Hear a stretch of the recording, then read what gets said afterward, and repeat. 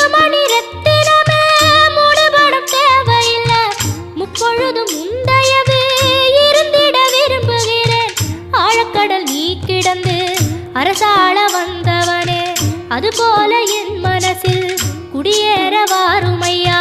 சம்ஹார நேரத்தில் சமுத்திரம் பின்வாங்கும் சந்தோஷ திருநாளில் நல்லருளை தாரும் ஐயா. முருகன் என்று முழங்குது என் மனசு, கடலை போல உன் கருணை பெருசு.